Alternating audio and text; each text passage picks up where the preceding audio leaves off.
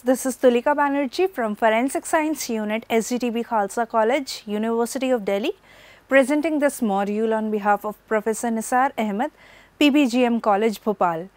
I am delighted to present this lecture on dominant caste, which is taught in BA second semester. Before we start with the introduction of this chapter, let's look at the other modules we will study in this chapter.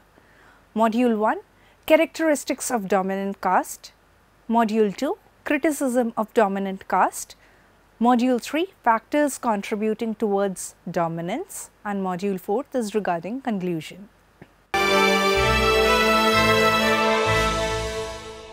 The concept of dominant caste was propounded by M.N. Srinivas. It was for the first time appeared in his essay on the social system of a Mysore village. While constructing the concept, perhaps Srinivas was unconsciously influenced by the African studies on the dominant clan and dominant lineage. Srinivas developed the concept in his study of Rampura village, which is a little away from Mysore city in Karnataka state. Srinivas in fact wanted to give a comprehensive study of Rampura. To write down the details of the village, he had gone to Stanford for writing down a monograph on Rampura. But there, by a strange quirk of fate, all the 3 copies of my fieldwork notes, processed over a period of 18 years, were destroyed when a fire took place in his Stanford office. Everything was destroyed for Srinivas. Whatever he remembered about Rampura later on came in the form of the Remembered Village in 1976. The definition of dominant caste has undergone some change over a period of time. Srinivas worked in Rampura in 1948. He defined the concept as the concept of dominant caste, which has emerged in recent sociological research, is important in this connection. A caste is dominant when wields economic or political power and occupies a fairly high position in hierarchy. Even in the traditional system of a caste, which acquired economic and political power, did succeed in improving its ritual status. Srinivas says that the existence of dominant caste is not particular to Rampura only. It is found in other villages of the country also. For instance, in Mysore villages, Lingayat and Okaliga in Andhra Pradesh, Reddy and Kamma in Tamil Nadu, Gondar Padayachi and Mudal and Mudaliar in Kerala, Nayar in Maharashtra, Maratha in Gujarat, Patidar and in northern India, Rajput, Jat, Gyar and Ahir are dominant castes. Traditionally, numerically small castes owning land in rural areas or wielding political power or inheriting a literary tradition were able to dominate the villages. Srinivas has provided historical reasons for the power exercised by the traditional higher caste. He says that the traditional high caste had influence because of Western education and the benefits which they were conferred. Earlier, numerical strength of a caste was not much important. But with the coming of adult suffrage and the reservation given to scheduled caste and scheduled tribes, numerical strength has assumed importance. Srinivas writes, nowadays, with the coming of adult suffrage, numerical strength has become very important, and the leaders of the dominant caste help the political parties to secure votes. But the traditional forms of dominance have not entirely disappeared, and neither has dominance shifted fully to the numerically strongest caste. There is no doubt, however, that there is a shift, and this traditional phase is marked by intergroup tensions. But what is significant from our point of view is that in many parts of India, there are castes which are decisively dominant. It was in 1962 that M.N. Srinivas specified the following 3 characteristics of a dominant caste. Firstly, a caste dominates when it wields economic and political power. Second, it has a high rank in caste hierarchy. Third, the numerical strength. The earlier definition of dominant caste was reviewed by writers of several village studies. Srinivas also looked into the field and the comments made by the others. In 1966, he reviewed his earlier definition, which runs as, for a caste to be dominant, it should own a sizable amount of the arable land locally available, have a strength of numbers, and occupy a high place in the local hierarchy. When a caste has all the attributes of dominance, it may be said to enjoy a decisive dominance. On the basis of the definitions of dominant caste given by Srinivas and the comments offered by other sociologists, a construct could be made which includes the ideal type of dominant caste: economic and political power. The power of a particular caste lies in the owning of land. The caste which has a larger portion of the land in the village wields greater power. First, his agricultural income increases. The size of the land is also related to irrigation. In case of larger land owning and adequate irrigation facilities, naturally the yields of the caste man increase. Second, the larger land owning caste also provides jobs to the landless farmers and marginal farmers. Such a situation renders the superordinate landless laborers as the servants of the large land owning caste. These castes also apply modern techniques of agriculture such as chemical manure, improved implements and new patterns of cropping. Yogendra Singh in 1994 observes that the social anthropologists have found the presence of dominant caste in most of the South Indian villages. The basic determinant of a dominant caste is the superior economic status, especially in land. In the South Indian villages, for instance, Brahmin and Okaliga are dominant castes. The Havik Brahmins in village Toltagade in Malaud area of Mysore and Smart Brahmins in the Kumbapetai village in Tanjore, now Tamil Nadu, have been observed to be dominant castes. Okaliga are dominant in the village Rampura, Wangala and Delana studied in Mysore. Putting his analysis of dominant caste, Yogendra Singh observes an interesting common factor which plays a very significant role in the dominance of these castes in the villages is their superior economic status, especially in land. Brahmins in Toltagade have ownership of all cash crop land. Kumbapetai Brahmins traditionally controlled all land. Okaligas in Wangala and Dilanas control more than 80% of land. Rajputs in Senapur, eastern UP control 82% of land in the village. And the Waghela Rajputs in Cassandra village in Gujarat have control over all the land in the village.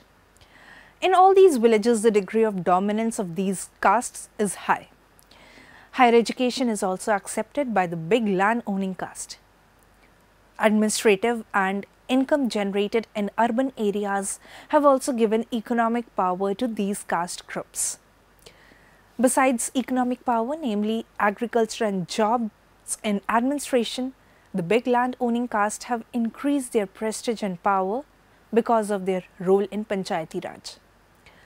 Srinivas says, the introduction of adult franchise and Panchayati Raj has resulted in giving a new sense of self-respect to the villagers. Srinivas argues that the economic and political power which has come to the big land owning castes has thus enhanced their power status. Second, high rank in caste hierarchy. Normally, the caste which is traditionally higher in the caste hierarchy enjoys a status of dominance. The Brahmins and the Rajputs have traditionally been dominant in the villages. The Brahmins have at the top of the caste hierarchy and they officiate at the religious festivals and rituals of the village. The Rajputs have been the feudal Thakurs in the village. They have traditionally occupied larger portions of the village land. The economic and political power thus in the village has given the dominant status to the Brahmins and Rajputs. Recently, the criterion, namely economic and political power, has undergone a change. The reservations made for scheduled caste, scheduled tribes and women have given a new attribute to the concept of dominant caste. As a result, provision power has passed into the hands of numerically large land-owning peasant caste. Some of the scheduled caste who are numerically strong and also take advantage of the new educational and other opportunities available to them have also gained economic and political power. The high rank in the caste hierarchy has now gone in favor of those castes which have benefited from their reserved status. Now, the traditional higher status in the hierarchy no more remains an attribute of a dominant caste. Third is the numerical strength. Before the advent of modernization and development, numerical strength did not have any strength of the dominance of a caste. Recently, numerical strength of a caste assumes importance because of the vote bank created by adult suffrage. The caste which have larger number of voters naturally determine the fate of a candidate contesting the elections. What is called these days as caste war is actually the importance of a caste to determine the fate of a candidate. Now, a caste is dominant not only in single village, it extends to a cluster of villages. A caste group which has only a family or two in a particular village, but which enjoys decisive dominance in the wider region, will still count locally because of the network of ties binding it to its dominant relatives.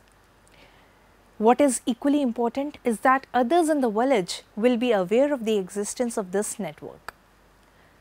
Contrariwise, a caste which enjoys dominance in only one village will find that it has to reckon with the caste which enjoys regional dominance. A sizable amount of the arable land. Normally in India's villages, a smaller number of big landowners occupy larger portion of land. In other words, the caste which has larger portion of village land wields power. The big landowners thus are patrons of the bulk of the poor villagers. In villages, those castes which have larger portion of land enjoy power and prestige. Srinivas says that land ownership is a crucial factor in establishing dominance. He observes, land ownership confers not only power but prestige, so much so that individuals who have made well in any walk of life tend to invest in land. If land ownership is not always an indispensable passport to high rank, it certainly facilitates upward mobility. The decades of 1950s and 1960s in the field of rural sociology witnessed a keen competition between those who preferred Redfield's approach to village studies and Radcliffe Brown's analysis of functional analysis. Despite differences in their approach, both the camps focused on culture. Later on, Louis Dumont stressed the importance of culture and caste as determining variables in the study of Indian civilization as a whole. The concept of dominant caste, it is argued, has emerged out of the African studies on dominant class. When Srinivas put forward the concept of dominant caste, it was seriously commented upon by the sociologist and social anthropologist. As a matter of fact, during 1950s and 60s, the academic environment in the country in rural sociology and social anthropology was charged by studies on caste and village communities. Some of the criticisms of the concept have relevance even today in our understanding of rural society. These criticisms I will enumerate over here. First, dominant caste today is found only in traditional villages. Srinivas has argued that dominant caste has most of the power in the village within its fold. In fact, it is the dominant caste which runs the village, maintains the village system. The empirical reality today has undergone vast transformation. Surely in the past, the powerful families in the village were the big land-owning families. The Brahmins and the Rajputs in the earlier periods of history got immense favour from the feudal lords and the British rulers. In order to keep these higher caste in favour of the ruling group, land was given as a gift. Those who received such favour included Brahmins, Rajputs and the Marathas. Viewed from this perspective, admittedly, the Brahmins and the Rajputs became big land-owning caste. But with the land reforms including land ceiling and abolition of zamindari and jagirdari, big land owning has ceased to be a determinant factor of dominant caste. In place of big land holding, political power has become a decisive factor in the formation of a dominant caste. Andre Betelier very rightly observes, the powerful families in the past were the big land owning families. These included the principal Brahmin families, among non-Brahmins, the Maratha family. Today, political power, whether in the village or outside, it is not as closely tied to ownership of land as it was in the past. New bases of power have emerged which are to some extent independent of both caste and class. Perhaps most important among these is the strength of numerical support. D.N. Majumdar, who conducted the study of Monana village of Uttar Pradesh in 1958, observes that the Brahmin and the Thakur were the dominant caste in Mohana. But at a later stage, he finds that the dominance of the Thakur group has begun to be shaken up ever since the legal removal of its economic pillar, the zamindari system, which was the strong medium through which it held the various other castes in a position of economic subordination. But Majumdar also finds that with the abolition of zamindari, much of the economic power of the Thakur is retained. He says that with their wide money lending business, they are still a powerful group. If economic power is considered to be an important factor of the formation of a dominant caste, it is only limited to the traditional villages, such as that of tribals, which have not received the impact of modern political transformation. Dominant caste is not always numerically a preponderant caste. Yet another criticism of dominant caste falls into two camps. One camp of scholars argues that in traditional villages, it is not the numerical strength but the secular power and ritual status that determine the status of a dominant caste. Among those who stand for this argument include D.N. Majumdar and others. However, the second group, consisting of Andre Betelier and M.N. Srinivas and Yogendra Singh, has advanced the idea of ritual and secular status of a caste as dominant. This group asserts empirical evidence that nowadays, with the coming of adult suffrage, numerical strength has become very important and the scheduled caste and tribes have assumed a greater importance. Majumdar does not consider numerical strength as a decisive factor in the formation of a dominant caste. Historically, Indian villages probably never exercised majority rule or accepted majority verdict. The feudal India did not compromise with numerical strength. Besides, a lone Brahmin, a sadhu, a zamindar, a lone social worker, each has exercised more influence than a numerically preponderant community in the village. Majumdar denies the idea that scheduled caste and scheduled tribes, though having numerical strength, may occupy a status of dominant caste. According to him, the backward classes, scheduled caste, preponderate in many villages. Even a particular caste like the Lodha or the Pasi may be numerically the largest caste in a village, but authority and importance may attach to the few upper caste families or to the Zamindar family, that is the social matrix of Indian village. Thus, on one hand, it is argued that numerical strength has ceased to be a factor in the making of a dominant caste, while it is also held on the basis of empirical strength that the modern forces of democracy and development, including the improvement of the status of scheduled groups, have gone a long way in making a group dominant in a village. Dominant caste is a part of a structuralist approach. Most of the criticism labelled against the dominant caste is that of those theorists who oppose a structuralist approach in the study of Indian society. Louis Dumont is the leader of this approach. M.N. Srinivas, while giving the concept of dominant caste, also follows the line of a structuralist.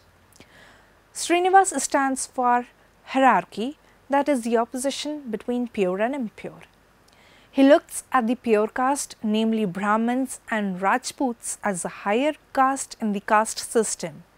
He has taken upper caste view in the construction of dominant caste.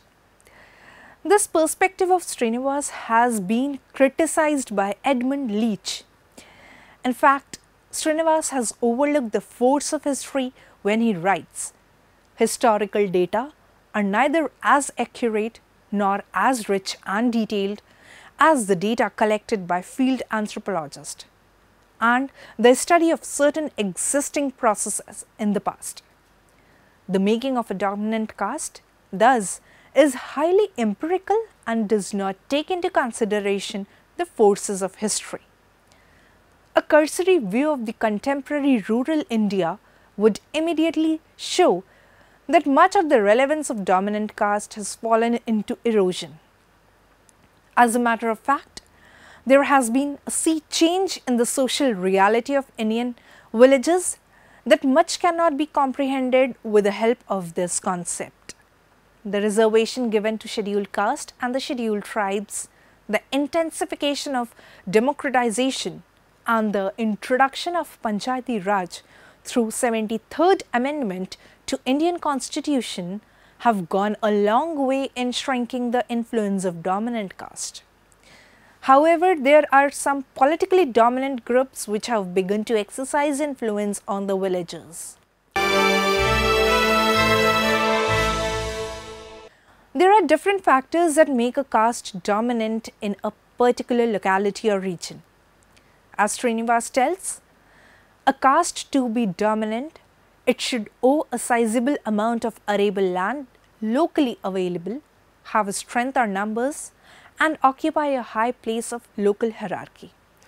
New factors contributing towards dominance are Western education, jobs in administration, and urban source of income. Let us discuss these factors in brief to have a clear understanding of their role in making a caste dominant.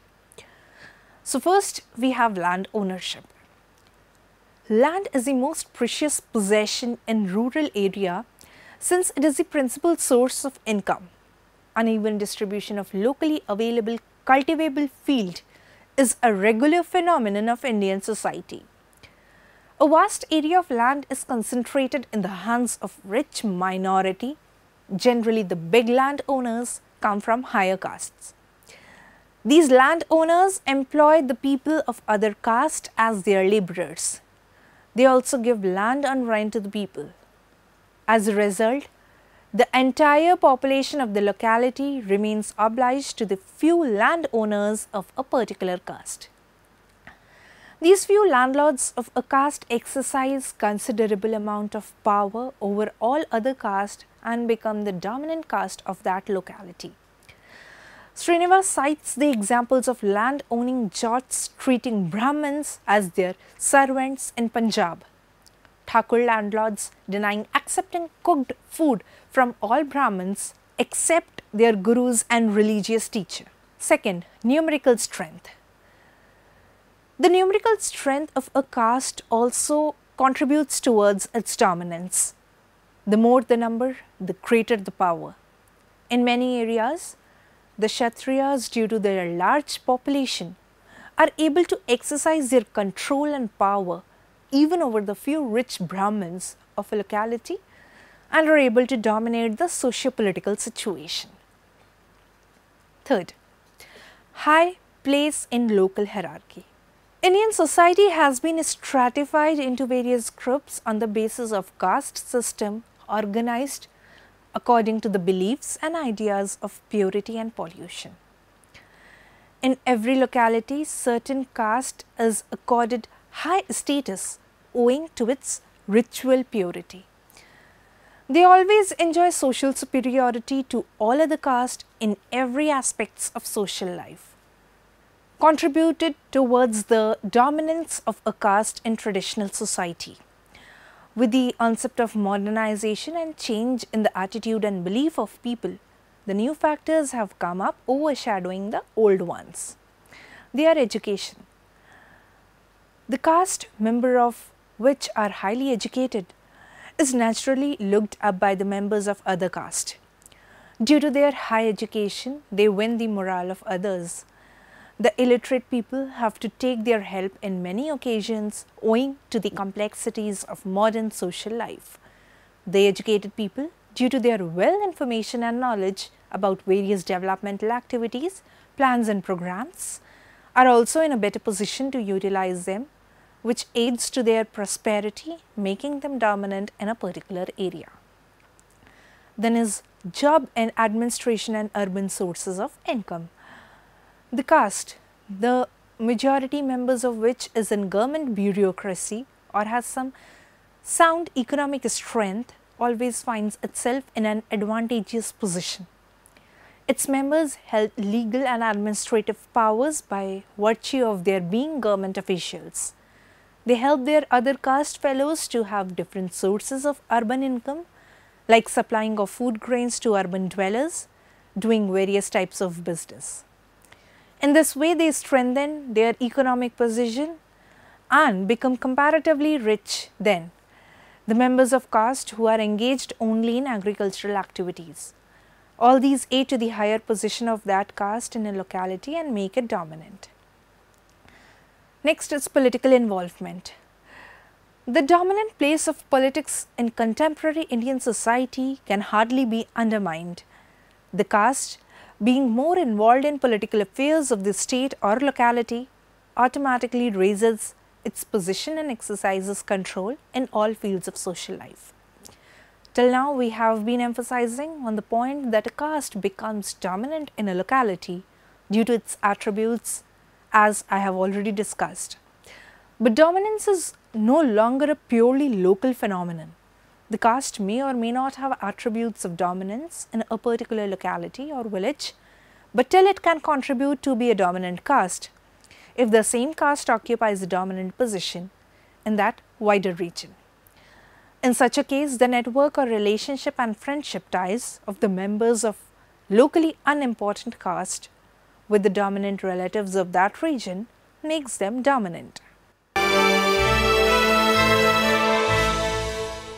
Some of the castes included among the other backward classes are very powerful in the economic, social and political fields. They outnumber the Brahmins and own vast lands.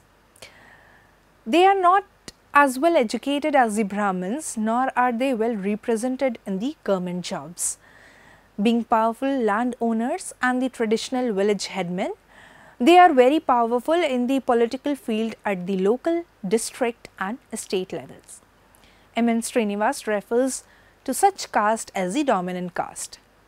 For example, Vokaligas and Lingayats of Karnataka, Reddys and Kamas of Andhra Pradesh, Nayars and Ezhavas of Kerala, Velals and Nadars of Tamil Nadu represent such dominant caste. Some of the dominant caste are high caste groups immediately below the Brahmins in status and have relatively high English education. These castes cannot be taken as the representatives of the Harijans and other low caste. Each state consists of more than one dominant caste. Hence, conflicts between them for political power are quite natural. The Kamas and Reddys of Andhra and the Vokaligas and Lingayats of Karnataka, for example, are at a conflict.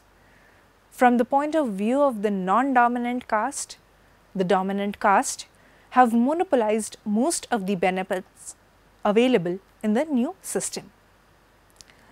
Hence, they feel frustrated. The dominant caste have developed a vested interest in remaining backward, since it helps them to enjoy the benefits of education and employment.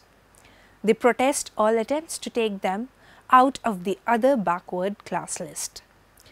Dear students, this is the end of our conclusion, in which we have recapitulated our chapter about the dominant caste.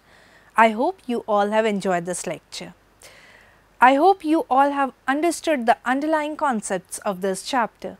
Do keep in mind what we discussed today. I'll be back with one more lecture in the series. If you want to learn more and enhance your knowledge, you may log on to our website www.cec.nic.in for MCQ, quizzes, LWARDs, etc.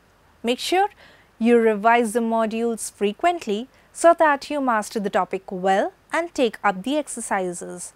Thank you for your time today. I'll see you in the next lecture. Keep learning and goodbye.